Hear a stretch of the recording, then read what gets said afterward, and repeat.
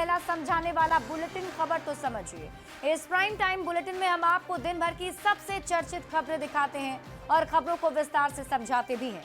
तो आइए जल्दी से आज की 4 बड़ी खबरों को पहले शॉर्ट में देख लेते हैं और फिर आगे विस्तार से खबर आपको समझाएंगे। आज बुलेटिन में सबसे पहले बात होगी बिहार में दबाव की सियासत, आपको समझाएंगे। महागठबंधन में सीटों की दावेदारी का पूरा गणित आपको बताएंगे। निषाद समाज के आरक्षण के लिए प्राण वाला दाव भी आपको बताएंगे और साथ ही महिला कर्मचारियों को आवास वाले तोहफे के मायने आपको समझाएंगे।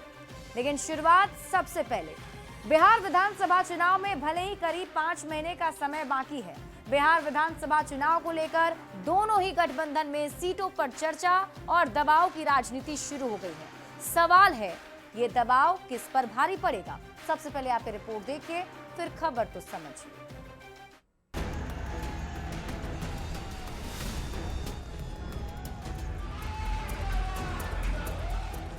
देश की राजनीति में सबसे ज्यादा एक्टिव राज्यों में से एक है बिहार। देश की राजनीति में अपनी बड़ी भूमिका निभाने वाले बिहार में होने वाले विधानसभा चुनाव में महज 5 महीने के करीब का समय बाकी है। लड़ाई 2 गठबंधन के बीच होगी, ये तय हो चुका है। किस गठबंधन में कौन कौन से दल शामिल हैं, ये भी तय हो चुका है। लेकिन अभी सीटों का फाइनल फॉर्मूला सामने नहीं आया है। दबाव की सियासत तेज हो गई है। एनडीए में शामिल चिराग पासवान केंद्रीय मंत्री होते हुए बिहार से विधानसभा का चुनाव लड़ने की बात कह रहे हैं। उनकी पार्टी के नेता नव संकल्प से नव नेतृत्व की तस्वीर पेश कर रहे हैं। तो बिना नाम लिए जीतन राम मांझी निशाना साध देते हैं और रैली में जुटी हुई भीड़ को भाड़े पर लाई भीड़ बता देते हैं। कोई मैनेज करते हैं। हमको तो ऐसा पता चला है कि 10-20 कार रहता है, 20 कार में 10 कार या 12 कार रहता है एक जगह में और 10 कार और आगे चला जाता है दूसरा पोस्ट। यहाँ पर जिंदाबाद जिंदाबाद जिंदाबाद होता है, लगता है बहुत। मांझी पर चिराग की पार्टी की ओर से भी पलटवार होता है, लेकिन उसके पहले एनडीए के एक और पार्टनर आरएलएम के उपेंद्र कुशवाहा सामने आ जाते हैं, ये नसीहत देते हुए कि उनको कोई कम ना समझे, समय पर सीटों का बंटवारा जरूरी है।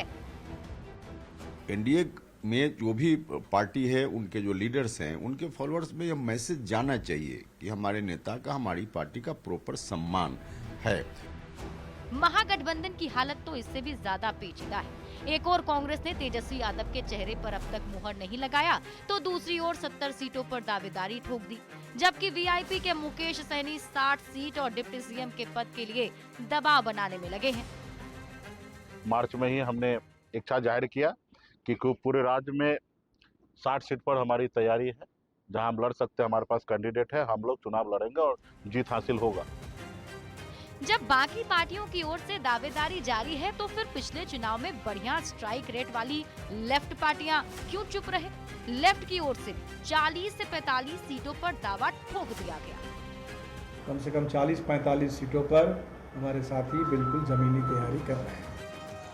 बिहार में दबाव की सियासत में अब तक तीनों बड़े प्लेयर बीजेपी, आरजेडी और जेडीयू के नेता चुप हैं। सवाल है, ये दबाव किस पर भारी पड़ेगा?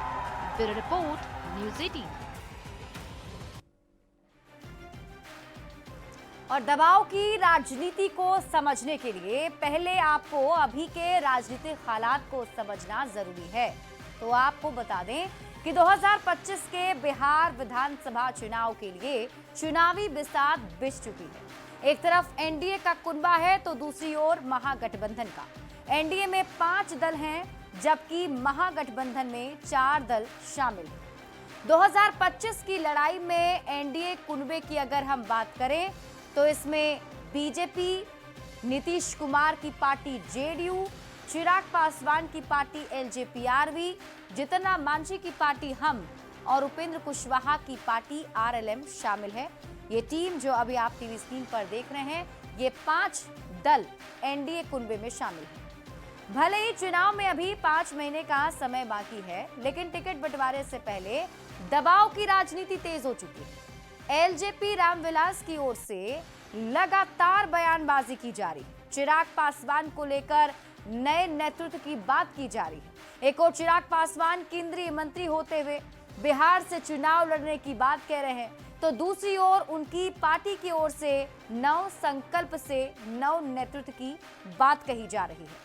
सवाल है कि क्या ये नव नेतृत्व की बात बीजेपी और जेडीयू पर दबाव की सियासत का हिस्सा है? चिराग पासवान की पार्टी की ओर से दबाव की राजनीति शुरू हुई तो भला जीतन राम मांझी कहां पीछे रहने वाले थे? जीतन राम मांझी ने भी चिराग पासवान के ऊपर ही दबाव बनाना शुरू कर दिया और चिराग पासवान की सभा में आई हुई भीड़ को पैसे देकर बुलाई गई भीड़ करार देते हुए ये बताने की कोशिश करते दिखे कि उन्हें भी कोई कम ना समझे। चिराग पासवान और जीतन राम मांझी ने दबाव बनाया तो फिर उपेंद्र कुशवाहा भी सामने आ गए। आरएलएम अध्यक्ष उपेंद्र कुशवाहा ने बीजेपी और जेडीयू से जल्द सीटों के बंटवारे की मांग कर दी है और गठबंधन के बाकी साथियों को मैसेज दे दिया है, हम डूबेंगे तो आप भी डूबेंगे। अब महागठबंधन की बात कर लेते हैं। दूसरा टीम महागठबंधन का है, जहां ये दावा और दबाव की राजनीति कुछ और ही ज्यादा तेज हो चुका है। महागठबंधन में 4 दल शामिल हैं, आरजेडी, कांग्रेस, लेफ्ट पार्टियां और मुकेश सहनी की पार्टी वीआईपी। एक और कांग्रेस, जहां तेजस्वी यादव के चेहरे पर अब तक तैयार नहीं दिख रही है। आपको पता है कि आरजेडी की तरफ से तेजस्वी यादव को सीएम प्रोजेक्ट किया जा रहा है, लेकिन कांग्रेस अभी तक इस पर राजी नहीं हुई है। तो वहीं कांग्रेस ने 70 सीटों पर अपनी दावेदारी भी जता दी है, जितना कि पिछले चुनाव में कांग्रेस को सीटें मिली थी। और इसी बीच पिछले चुनाव में महागठबंधन से भागे मुकेश सहनी ने इस बार 60 सीटों पर अपना दावा ठोक दिया है, साथ ही डिप्टी सीएम के पद पर भी। मतलब यह कि मुकेश सहनी ने आरजेडी के साथ साथ कांग्रेस पर भी दबाव बढ़ा दिया है। तो वहीं अब तक चुप लेफ्ट की ओर से भी 45 सीटों पर चुनाव लड़ने का दावा कर दिया गया है। मतलब ये कि बिहार में फिलहाल दबाव की सियासत चल रही है और ये दबाव किस पर भारी पड़ेगा ये देखना होगा, क्योंकि दोनों ही टीम के अंदर जो सहयोगी दल हैं वो एक दूसरे पर दबाव की राजनीति कर रहे हैं। बढ़ते आगे और बात अगली खबर की। 12 जून को महागठबंधन कोऑर्डिनेशन कमेटी की बैठक है और इससे पहले महागठबंधन में सीट बंटवारे को लेकर सियासत तेज होती जा रही है। वीआईपी के राष्ट्रीय अध्यक्ष मुकेश सहनी की ओर से 60 सीट पर दावेदारी से महागठबंधन की मुश्किल बढ़ गई। सबसे पहले आप ये रिपोर्ट देखिए, फिर खबर तो समझिए। एक राज्य, 38 जिले और 243 विधानसभा क्षेत्र।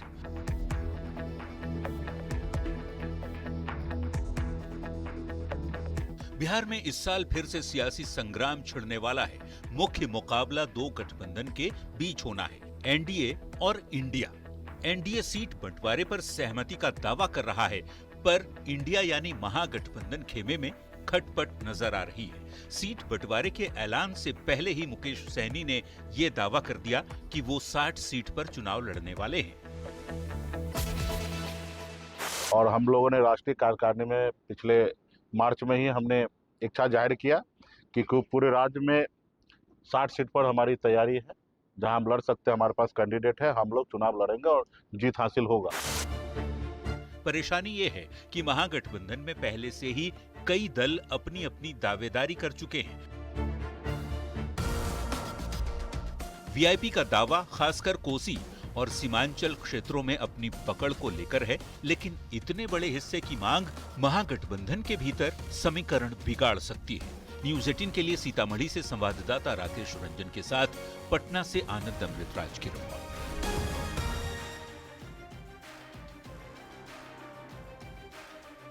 देखिए, महागठबंधन में सीटों की दावेदारी वाली सियासत को समझने के लिए जरूरी है कि 2020 में कौन सी पार्टी कितने सीटों पर चुनाव लड़ी थी ये जानना।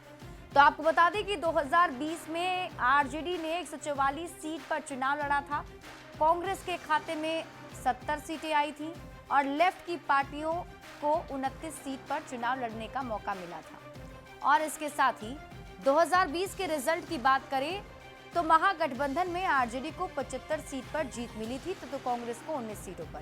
हालांकि अभी बात निषाद राजनीति को लेकर हो रही है, क्योंकि मुकेश सहनी निषाद की राजनीति करते हैं और उनकी तरफ से ये भी कहा जा रहा है कि अगर निषाद समाज को आरक्षण दिया जाता है तो वो मोदी जी के लिए प्राण भी दे देंगे। हालांकि ऐसी बयानबाजी के बाद भी बिहार में सियासी पारा काफी ज्यादा हाई हो चुका है। देखिए, वीआईपी के मुकेश सहनी ने चुनाव से पहले एक बार फिर से निषाद आरक्षण का बड़ा दांव चला। बिहार में निषाद आरक्षण को लेकर मुकेश सहनी ने कहा कि अगर पीएम मोदी बिहार में निषाद समाज को आरक्षण देने की मांग पूरी कर देते हैं तो वे उनके लिए प्राण भी दे देंगे। अब मुकेश सहनी के इस बयान पर सियासी मतलब निकाले जाने लगे हैं। ये रिपोर्ट देखिए, फिर खबर तो समझिए।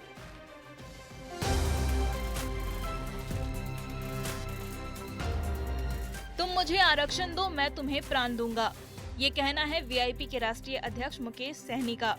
दरअसल बिहार में फिलहाल ओबीसी के तहत निषाद समाज को आरक्षण हासिल है, पर सहनी निषाद समाज के लिए एससी श्रेणी में आरक्षण चाहते हैं। सहनी ने कहा कि अगर प्रधानमंत्री उनकी ये मांग पूरी कर देते हैं तो वो प्राण देने को भी तैयार हैं। इसके प्रधानमंत्री है, जब बंगाल में निषाद समुदाय को आरक्षण है, दिल्ली में निषाद समुदाय का आरक्षण है एससी का, तो बिहार में क्यों नहीं है? ये 77 साल बीत चुका है, अभी तक उन्होंने नहीं दिया है। तो जब भी देंगे तो उसके लिए अच्छी बात है, दे, पहले वो आरक्षण दे, और आरक्षण देंगे तो हमने तो ये भी कहा है कि मोदी जी अगर हमसे प्राण मांगेंगे तो हम प्राण दे देंगे।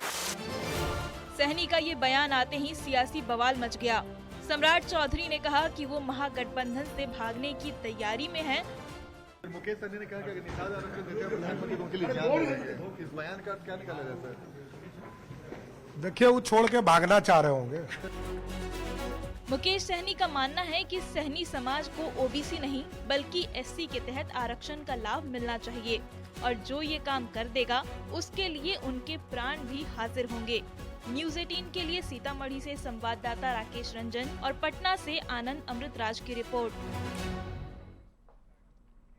देखिए, मुकेश सहनी के आरक्षण वाले दांव को समझने के लिए सबसे पहले निषाद समाज को समझना जरूरी है। देखिए, मल्लाह बोले जाते हैं, नदी के किनारे रहते हैं निषाद समाज के लोग, नदी पर नाव चलाने वाले हैं और 20 उपजातियों में निषाद समाज के लोग बटे हुए हैं। बिहार में निषाद समाज की जाति की बात की जाए, उनकी आबादी की बात करें तो करीब 34,10,093 और इनकी प्रतिशत 2.6086% है। जो जातिगत जनगणना की रिपोर्ट 2023 की आई है उसके मुताबिक ये आंकड़ा हम आपको बता रहे हैं। अब मुकेश सहनी का आरक्षण पर प्राण वाला दांव समझिए। दरअसल मुकेश सहनी खुद को सन ऑफ मल्लाह कहते हैं, निषाद जाति का सबसे बड़ा नेता होने का मैसेज देते हैं। अब मुकेश सहनी क्या कह रहे हैं ये भी समझिए। मुकेश सहनी कह रहे हैं कि तुम निषाद समाज को आरक्षण दो, मैं तुम्हारे लिए प्राण दे दूंगा। अब सवाल है कि क्या निषाद समाज को आरक्षण नहीं है? निषाद समाज ओबीसी का हिस्सा है, निषाद समाज को आरक्षण भी मिलता है। फिर सवाल ये कि आखिर किस आरक्षण की मांग मुकेश सहनी कर रहे हैं? तो निषाद समाज ओबीसी में शामिल है, अनुसूचित जाति यानी एससी में शामिल करने की मांग मुकेश सहनी की तरफ से की जा रही है। मुकेश सहनी के प्राण वाले दांव पर दूसरे दलों के नेता क्या कह रहे हैं, अब आप ये समझिए। दूसरे दल के नेता कह रहे हैं कि मन डोल रहा होगा, गठबंधन बदलने के लिए भूमिका बना रहे होंगे। तो मुकेश सहनी को लेकर अब बिहार में बयानबाजी भी शुरू हो गई है। बढ़ते हैं आगे और बात अगली खबर की। अपराध पर आरजेडी के राष्ट्रीय अध्यक्ष लालू प्रसाद ने सोशल मीडिया साइट एक्स पर पोस्ट कर निशाना साधा, तो एनडीए नेताओं ने पलटवार करते हुए उनके ही शासनकाल की याद उन्हें दिला दी। सबसे पहले आप रिपोर्ट देखिए, फिर खबर तो समझिए।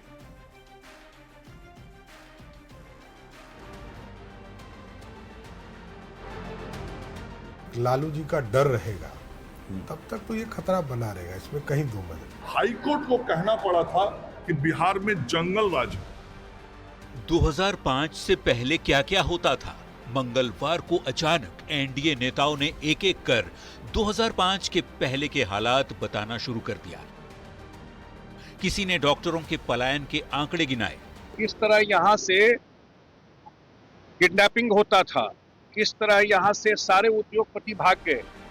तो किसी ने कहा जंगल राज।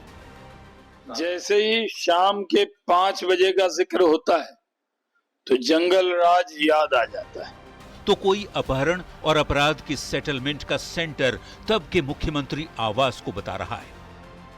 यदि कोई अपराध और अपहरण का मामला होता है तो उसके सेटलमेंट का एड्रेस क्या है, ये सब पूरा बिहार की जनता जानती थी और बोलती थी कि वो सेटलमेंट का जगह सीएम हाउस होता है।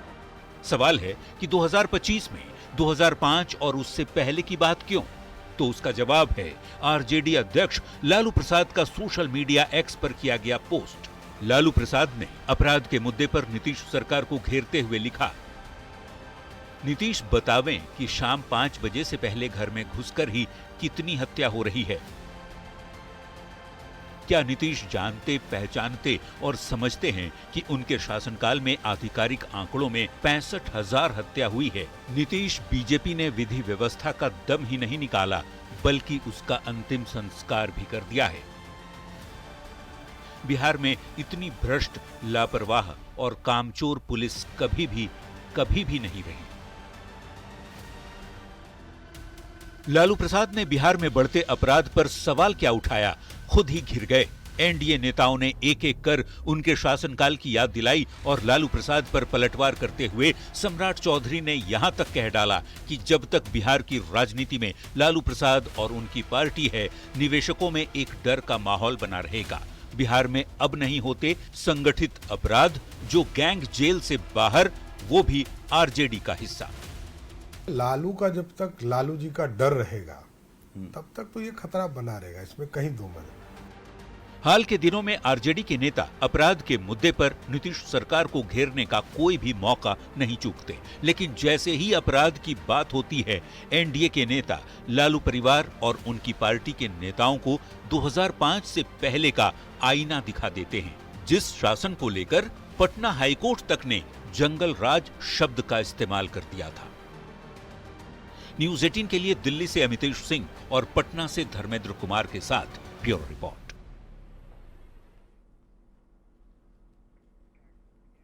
और अब आप खबर तो समझिए। देखिए, बिहार में इसी साल विधानसभा का चुनाव होना है, जिसमें करीब करीब 5 महीने का वक्त रह गया है। कानून व्यवस्था इस बार एक बड़ा मुद्दा रहा है। आरजेडी के नेता जंगल राज के आरोप से बाहर निकलना चाहते हैं। यही वजह है कि आरजेडी की ओर से लगातार सरकार पर वार होता है, तो एनडीए के नेता भी उसी तरीके से पलटवार करते हैं। आरजेडी इस बार सरकार को जो है वो लॉ एंड ऑर्डर के मुद्दे पर घेरने की कोशिश कर रही है। बढ़ते आगे और बात अगली खबर की। मुख्यमंत्री नीतीश कुमार की अध्यक्षता में बिहार कैबिनेट की बैठक संपन्न हुई, जिसमें 22 महत्वपूर्ण एजेंडों पर सरकार ने अपनी स्वीकृति दी है। सरकार ने पंचायत सचिवालय को मजबूत करने के मकसद से ग्राम पंचायत कार्यालय में 8,000 से अधिक लिपिक के पदों के सृजन को अपनी स्वीकृति दी है। पंचायत स्तर पर ग्राम पंचायत कार्यालय में 8,093 पदों पर बहाली का रास्ता साफ हो गया। साथ ही सरकार ने महिला सरकारी सेवकों को उनके ट्रांसफर स्थल के पास आवास की सुविधा उपलब्ध कराने का फैसला भी लिया। महिला सरकारी सेवकों में शिक्षक महिलाएं भी शामिल हैं। 22 एजेंडा पर निर्णय हुआ है। सबसे महत्वपूर्ण जो एजेंडा है वो हमारे राज्य सरकार में महिला सरकारी सेवकों के संबंध में है। राज्य सरकार में जो महिला सरकारी सेवक जिनकी नियुक्ति हुई है, सरकार ने यह निर्णय लिया है कि पदस्थापन स्थल के निकट आवासन सुविधा उपलब्ध कराई जाएगी। तो सबसे पहला ये निर्णय बहुत महत्वपूर्ण निर्णय है कि जहाँ पर वो कार्य कर रही हैं वहाँ पे सुरक्षित आवासन सुविधा उपलब्ध कराइए। और इसी के साथ इस बुलेटिन में अभी के लिए बस इतना ही। आप देखते रहिए न्यूज़ 18 बिहार।